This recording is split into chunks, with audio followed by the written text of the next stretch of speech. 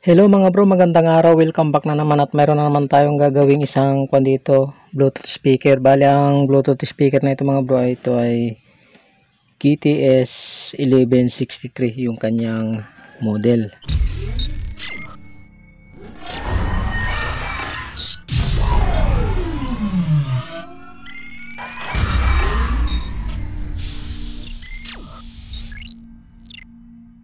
Yan, bali ang naging problema daw nito, sabi ng may-ari ay nagcha-charge daw pero wala siyang power. Okay, so subukan nga natin i-charge kung talagang nagcha-charge pero walang power. Ayan, saksak natin yung charger natin. Ayan, tapos i-charge natin kung mayroon siyang light indicator.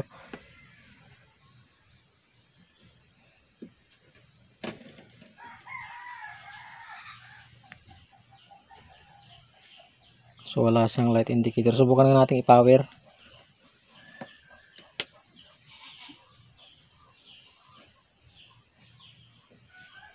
Wala talaga siyang power mga bro.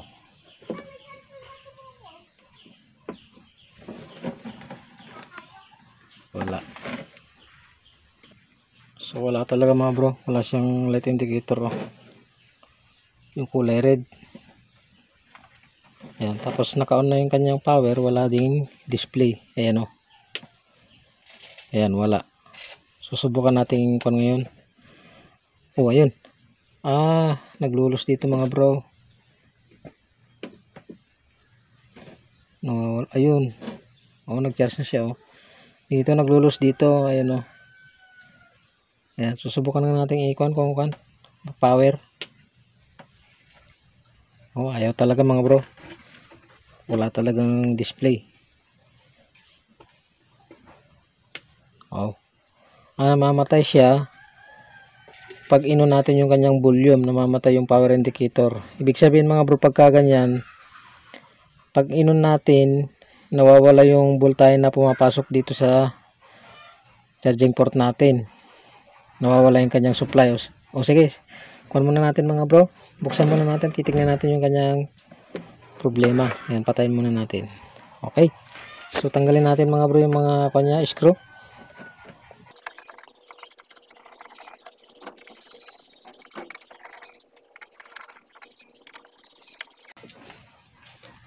Okay, natanggalan natin mga bro yung kanyang mga screw.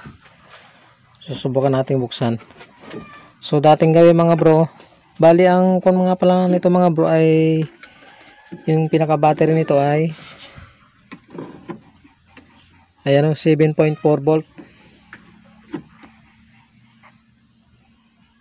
Ayan o mga bro, 7.4 volt. Okay. So dating gawin mga bro, ititis natin kung may laman yung kanyang battery. Yun ang unang step natin. Baka naman kaya walang power, walang laman yung kanyang battery. Okay, kunin natin yung tester natin mga bro.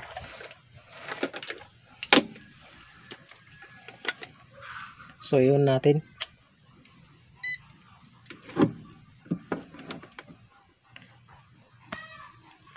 Okay, tingnan natin kung may laman yung kanyang battery. So, titignan lang natin mga bro kung saan dito yung pinaka-wire ng battery. Ayan, ito. Ito siya. Ayan. So itis natin mga bro.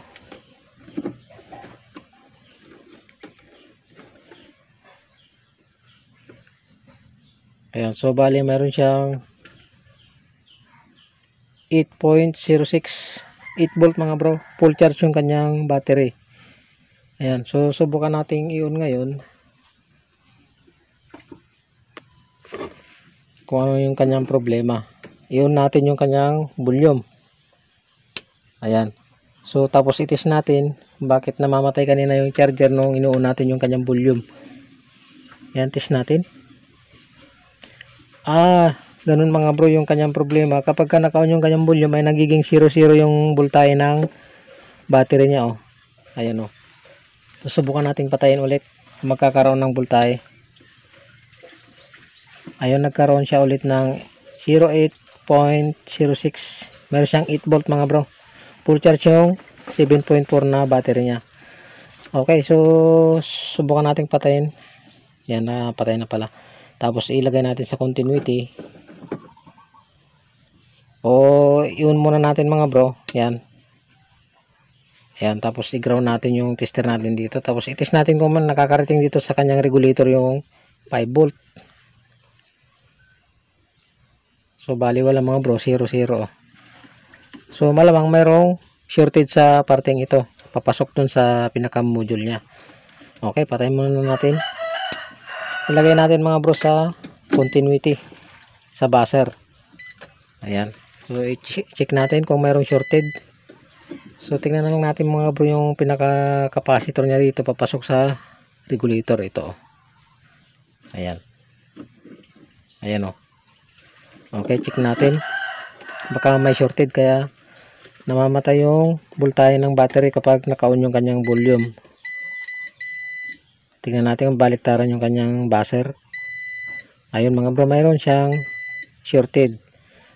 Ayan, kaya kapag naka-on yung kanyang volume ay pinapatay niya yung pumapasok na voltahe dito papuntang module. O sa kanyang pinaka IC amplifier, ganun. So check natin kung saan yung shorted. Check natin yung pinaka regulator na 5 volt. Yung ground saka yung output niya yung pinaka 5 volt.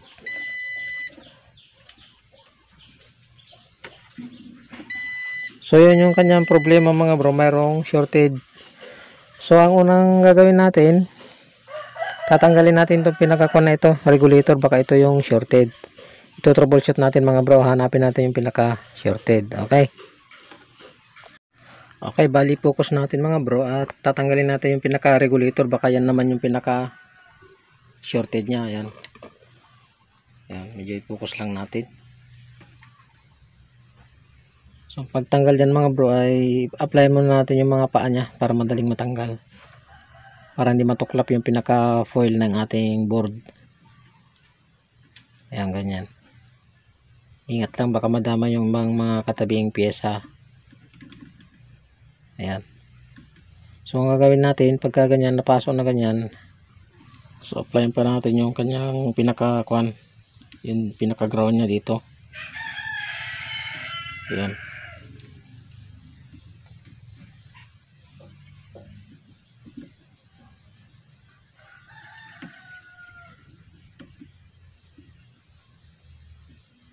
Ayan, natanggal na mga bro. Ito yung pinaka regulator. Okay, ilagay muna natin dun sa pinakalamisa natin. Yan, tapos i-check natin mga bro kung may shorted pa yung pinaka capacitor na yun, yung tinis natin kanina na nagbabuzzer.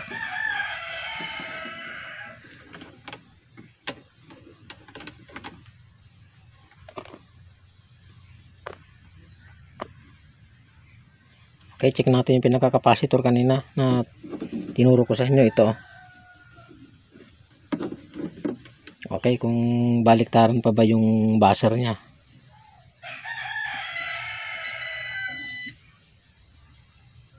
Nako, mayroon pa rin mga bro. Oh. Baliktaran pa rin. Okay, so bali ang susunod naman mga bro ay tatanggalin natin yung battery at papakita natin talaga na shorted dito sa may terminal ng battery. Ayan, oh. Tanggalin natin yung socket ng battery. Ayan. Tapos i-on natin yung kanya, volume. Ayan. So naka-on na yung volume niya, i-test natin yung pinaka terminal ng battery. Ayan, oh. Baliktaran ng pabuzzer niyan mga bro pag ganun, oh. Ayan, oh. Ayan. Oh, baliktaran, oh. So kapag pinatay natin yung volume, mawawalan shorted at puputulin ng volume yung connection papunta ron sa pinaka module natin. Ayan, oh, wala na, oh. Ayan. Bali ang susunod naman natin ituturo sa inyo mga bro ay kung paano hanapin yung shorted ng mga capacitor na ganito, oh. Ayan yung maliliit na yan.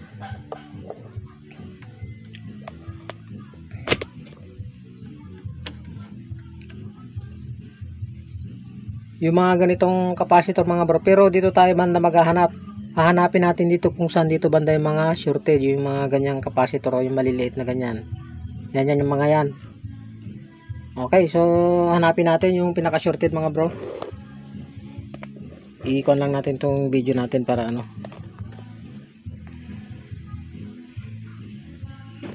Okay, so bale nakasit sa buzzer yung tester nyo mga bro. I-steady nyo itong ground nyo dun sa pinaka ground dito sa malapad na pinaka lead na ito o linya na ito. Tapos ititis nyo ngayon kung baliktaran yung buzzer ng mga resistor na maliliit na yan. Okay, so hanapin natin mga bro. Kailangan pag hindi shorted ay hindi baliktaran yung kanyang buzzer. O pag binaliktad mo ay magbabuzzer. Kailangan pag binaliktad mo ay hindi magbabuzzer, ganun. Okay, so test natin itong isang ito. Wala naman. So i-check natin to. Wala. Check natin itong isa. Itong nasa gilid na ito. Itong capacitor na ito. Yung kulay brown na maliit. Ayun, nag-buzzer. So kabilaan natin. Kung magbabuzzer siya mga bro, pag kinabilaan nyo ay ibig sabihin shorted. Ayun o. Ayan, kung nag-buzzer na ganyan mga bro, yan ang isang suspect natin na tatanggalin. Ayan o. Baliktaran o. Ayan, nag-buzzer tapos kabilaan mo magbabuzzer. Ayan, so i-focus natin at yun yung titestirin natin. Okay, testirin natin mga bro kung baliktaran yung pagbabuzzer niya. Bali ito. Ayan, nag-buzzer. Dapat pag binaliktad natin yan ay hindi magbabuzzer. Ayan. Bali nag-buzzer siya mga bro. Ibig sabihin, yan yung isang suspect natin na shorted. So, tatanggalin natin yan mga bro. Okay. So, pag nagtatanggal kayo mga bro ng capacitor na ganyan, lagyan nyo ng lead itong dulo ng soldering lead nyo. Ganyan. Yan. Tapos, pasuin nyo na yon hanggang sa matuklap siya.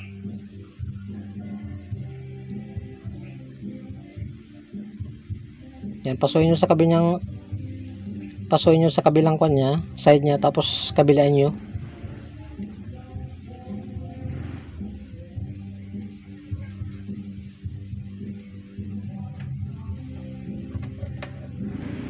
Kaliit naman kasi mga bro, kaya ano, medyo mahirap talang tanggalin. Ayun, natanggal. So sobrang liit mga bro. Nalaglag siya doon sa may ilalim dito. Subukan nating testerin ngayon mga bro kung wala na siyang shorted.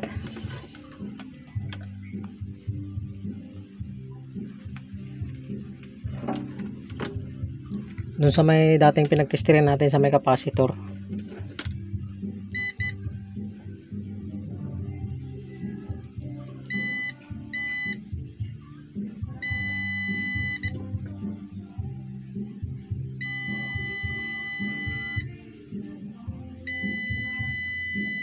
So mayroon pa rin siya mga bro. Marahil mga bro, hindi yun yung kanyang shorted. So ang mayayari mga bro, hanapin ko, isa-isahin ko kasi matatagalan yung video natin. Pagka nahanap ko ng shortage ay i-update ko kayo. Okay? Okay, update ko mga bro sa ginagawa nating Bluetooth speaker. Ayan, bali meron na naman ako nakikita ang shortage dito mga bro. O shorted. Ito itong dalawang ito. Ayan o. Ayan. Subukan natin tanggalin yung mga yan. Tinanggal ko muna yung capacitor dito mga bro na para hindi sa gabal. Para dito tayo mag-ground. Ayan. Bali ito mga bro yung capacitor na galing doon. Kapag ka-umokay, babalik natin ito. Okay, subukan natin baklasin yun mga bro yung dalawang yun o. Yan. Subukan natin tanggalin. Baka sakaling matanggal yung kanyang shorted.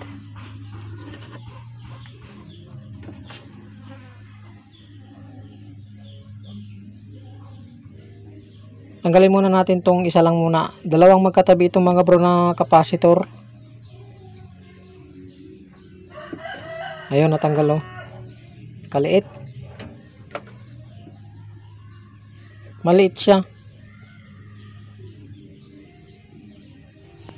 Nako, nalaglag na mga bro.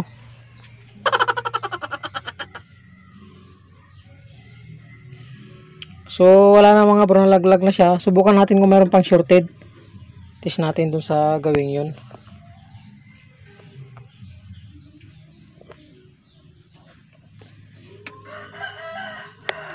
I-test natin dun sa pinagmulan ng capacitor.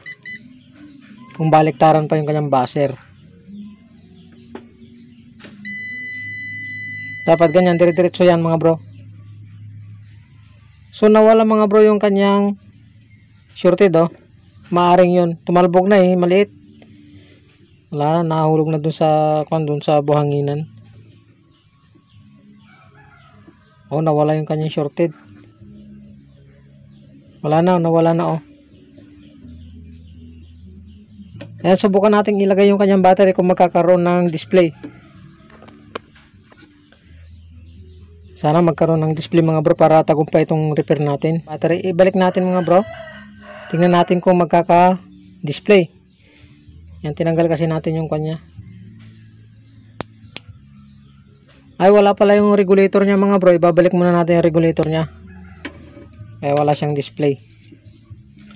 So, ibalik natin doon yung pinaka-regulator.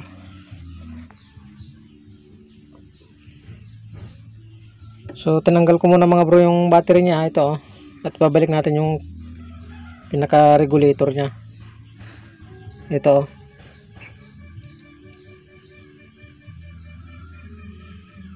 Mayroon kasi magkuhan mga bro pagka ganitong maliliit. Tiyaga lang.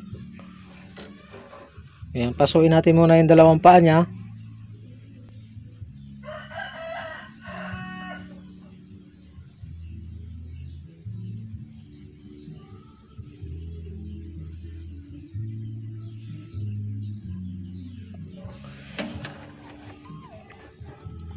So, bali punduan lang natin mga bro yung pinakadulo ng soldering iron natin.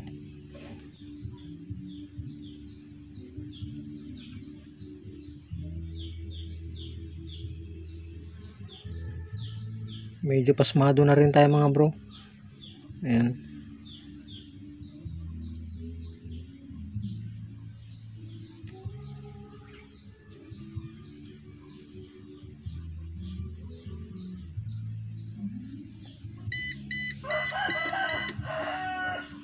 Mahirap hinahin pagka ganitong ano. Wala tayong ano, hot air.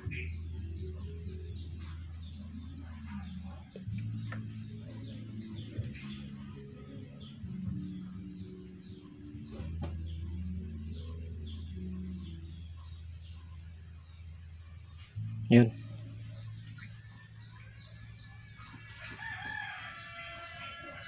Yun, mukhang naibalik na. Subukan natin ilagay yung kanyang battery ngayon.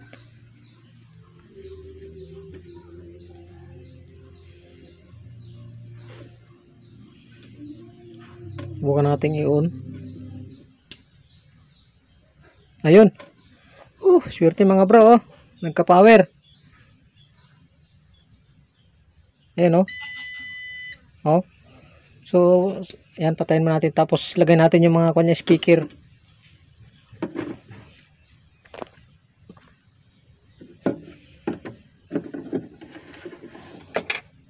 Tanggalin muna natin yung tester natin.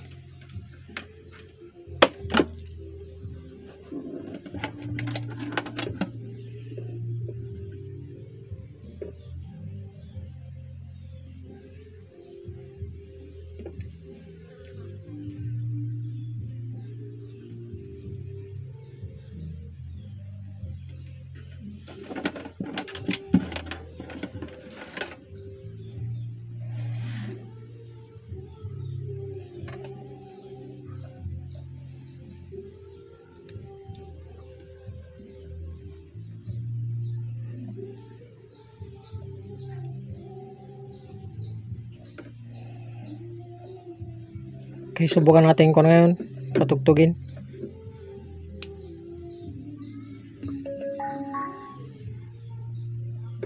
Mahina lang yung tunog niya ah. Magkapalit yata.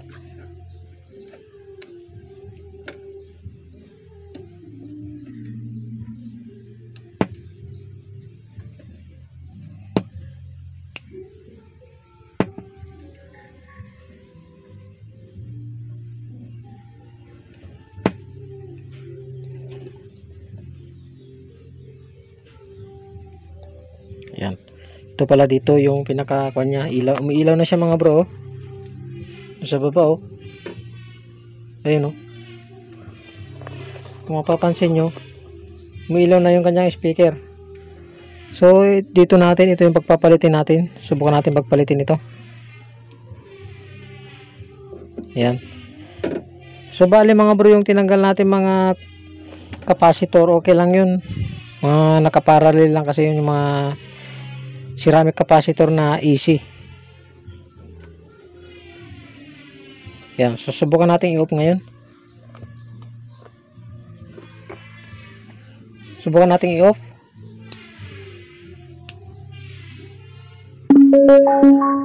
Okay. Ayos ah. Nadali natin mga bro. Nadali. Ayan o. So ulitin natin.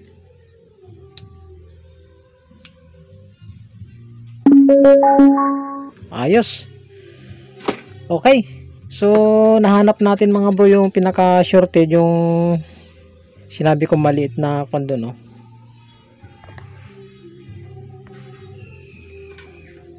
Bali itong capacitor na ito mga bro, yan yung katabi niya. Yun yung naging shorted pala. Hindi yung unang tinanggal natin dito sa kabila. Yung nandito oh. Yun yung nandito.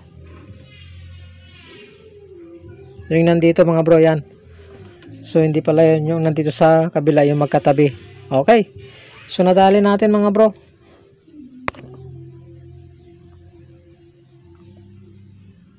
Okay, babalik ko lang mga bro at ipapainaltis natin kapag ka naibalik na natin. Papapyawan natin na papatugtugin ano. Okay, so ibabalik ko lang mga bro ha. Huwag kayong aalis, manood lang kayo. Okay mga bro, bali na ibalik na natin yung nire-repair nating isang Bluetooth speaker. Ayan, bali tina-charge ko na rin siya. Ayan o. So nakapower siya mga bro. So i-connect natin dito sa pinag-video natin. Play natin yung kanyang music. Okay, naka-volume pala mga bro. So yun, testingin natin ng pahapyaw lang para hindi naman tayo maka-copyright mga bro.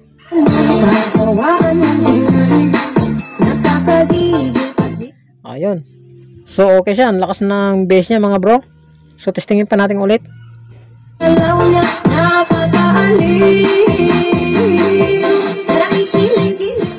Okay, so ayos lang mga bro. So ganun lang mag-repair ng may shorted na o walang power, na ang dahilan ay yung malilit na SMD na capacitor.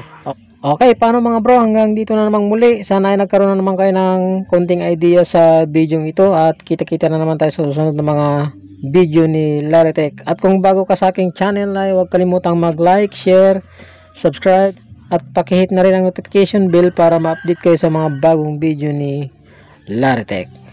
Okay, maraming salamat sa inyong panonood mga bro. Ayos!